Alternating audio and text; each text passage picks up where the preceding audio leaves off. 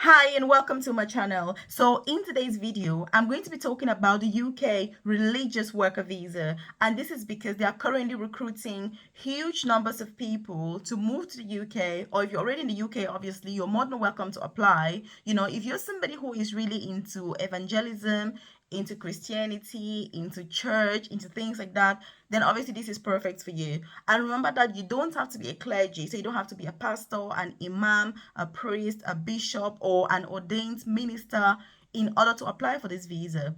You can apply to work for that religious organization. So that is why the visa itself is called the religious worker visa. So if you're keen on knowing who is recruiting, how you apply, how should you position yourself for success, then obviously watch this video till the very end, because that's what we're going to be talking about in today's video. So if you're new to my channel, you're welcome. If you are a returning subscriber, I appreciate your time. And if you haven't subscribed to this channel, you want to take this opportunity now to hit the subscribe button so that you're the first person to be notified every single day when I drop a new video on here at 10 a.m. prompt UK time.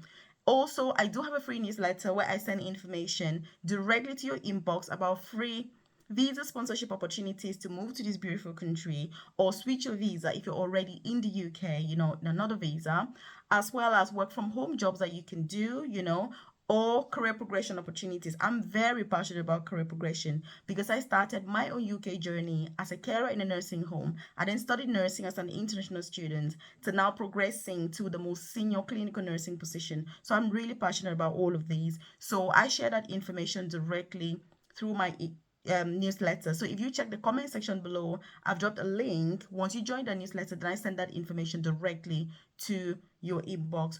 Also, it's not going to take you up to 20 seconds to join. You drop your name and email and you're part of it. I just want to say that if you are part of my newsletter, then I've already sent a link to you with these organizations that are recruiting. So if you've joined my newsletter before, just check your emails and you're going to see a link that I've dropped with the organizations that are recruiting and some more tips on how you should go about it to make sure that you're increasing your chances for success. Because if you've taken the time to join my newsletter, then obviously, it's because you're really keen on this information. So I've sent it to your inbox. Also, let's get started. And actually, there's something really important that I need to talk about. It is the fact that there is a massive difference if you're a clergy and if you're not, which means that with the UK religious worker visa, if you're a priest, you're an imam, you're a pastor, you're an ordained minister, and all of that, you can have a minister of religion visa, which is different from a religious worker visa. So people who don't have any experience in the church or any positions in the church and all of that, they can apply for the religious worker visa. But if you're a priest, you're an ordained minister, you're a pastor, you can go for the minister of religion visa. And you may be sat there thinking, Melvis, what is the difference? Of course, I'm going to tell you what the difference is because it is a massive difference which of these visas you go for. And as you know, I always like to explain to you so that you're going for the best opportunity, because you don't want to get to the UK and then be shocked with the type of visa that you have when you find out that you can't do X, you can't do Y, you can't do Z. It's going to be very frustrating. And by the way, if you're watching this right now, I want you to leave a comment in the comment section. What is your situation? Are you currently applying for UK visa jobs? Are you in the UK looking to switch? What are you looking for? What is your interest? Because let me tell you, if you're looking for a permanent UK visa, there are some jobs that you should not be applying for, or some opportunities that you should not be going for.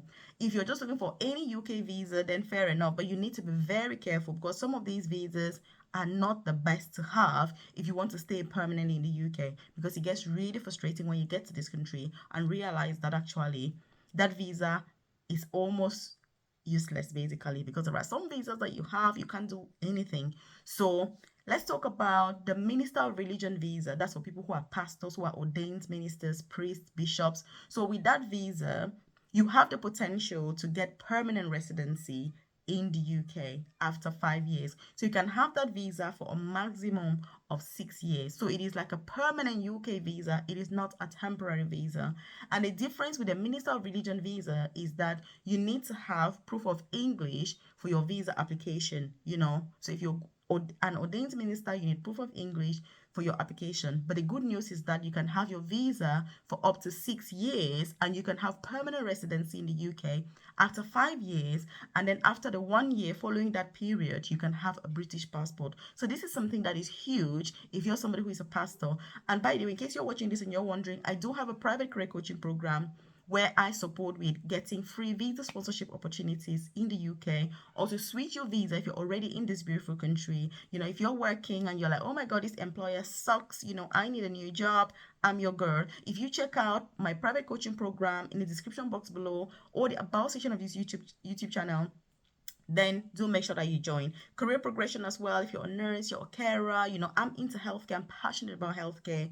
Being an advanced nurse practitioner myself, working for the NHS, those are the best opportunities that there are currently in this country, because they are permanent visas. You come to the UK, you know that you're settled, the deal is done, sealed, and delivered. That's why I like those visas. But when it comes to all these temporary visas, I'm very weary. And people who are part of my coaching program, I do discourage people, my members, from applying for these visas. Let's put the effort to get the permanent visas, so that when you're moving to this country, you're moving to settle. You're taking time to settle rather than rushing up and down, stressing out about trying to switch a visa here and there. So again, you want to check out that program, in the description box below, or the about section of this YouTube channel, and 100% join, so you can get that tailored, individualized guidance. Who is recruiting? How do you apply? Where do you apply? How do you prepare for the interview? What about your CV? How do you position yourself for success to stand out from the thousands, if not millions, of candidates that are currently rushing for these UK jobs? So that's the main difference with the Minister of Religion pathway. So with a religious worker visa, you can only have this visa for a maximum of 2 years. Look, and it's a temporary visa, which means that if you're not a clergy, yes, you can move to the UK with this visa. You don't need IELTS as well. You can bring your family, but it is a temporary visa, which means you will have it for a maximum of 2 years. And the worst thing about this, by the way, is that this is one of those UK visas that has what is called the cooling off period. What this means is that if you so for example, if you're employed and your employer decides that they want to keep you after 2 years, they cannot do that. You have to go back home for 12 months, back home wherever you came from. Obviously, you have to leave the UK, stay for at least 12 months, and then reapply as a new person and come back to the UK for another 2 years. And that's what you have to keep on doing. So that's how the visa works if you are applying for the religious worker visa, which is why I find it really important to differentiate if you're a priest, or you're a pastor, or you are a monk, or you're an imam, or you're a bishop, and you want to move to the UK. Don't follow the religious worker pathway, follow the minister of religion pathway. If your church, or I don't want to say your church, because there are different denominations. If your denomination or your organization has a branch in the UK, the easiest way to move would be to contact them and say to them, look, I'm working in XYZ branch. I would love to move to the UK. Is that possible? Speak to the company that you're already working for, the organization, and tell them that. And so if they can move you to the UK, that's the easiest and that's the best way. Or if they don't have the license to recruit overseas, encourage them to get a license, because any organization can get this license to bring their workers to the UK. So again, that's what I would do if I was a pastor. I would not be going for the religious worker one, because of the reasons that I've explained. You don't need IELTS for a religious worker visa, but you have only 2 years. It's a temporary visa. You don't get a permanent residency in the UK, and you've got this cooling off period. So again, you need to be very careful with some of these shiny objects that you see, especially here on YouTube, when it's like, oh my God, the UK. You need to really dig deep. You need to get into the nitty gritty. What's this visa about? What do I get? Can I work? Can my dependents work? You need to look at those things. So again, like I said, if you're part of my newsletter, I've already sent that info directly to your inbox with who is recruiting. There's the Church of England, there's Anglican Church, CLV. There's so many different, organizations that are recruiting, and that's why I'm gonna drop a link somewhere, at the bottom, or in the description box or wherever, where you can access it. But if you're part of my newsletter, like I said, I've already sent that info directly to your inbox. So when you're applying, most of them are looking for people to deal or people to support like young people, Sunday school, the youth program, to deal with a lot of admin in the church, coordinate sessions, Zoom appointments. So when you're a religious worker, that's really what you're doing. But if you are a minister of religion, because you're qualified, you're actually taking part and leading your congregation. So that is the difference with the two. So with the religious worker visa, anybody can apply. You don't need to have any experience, nothing whatsoever, but you're going to be supporting that organization to run successfully. So that's what your role is going to be. So again, what do you think about this opportunity? Is it worth it? Are you going to go for it?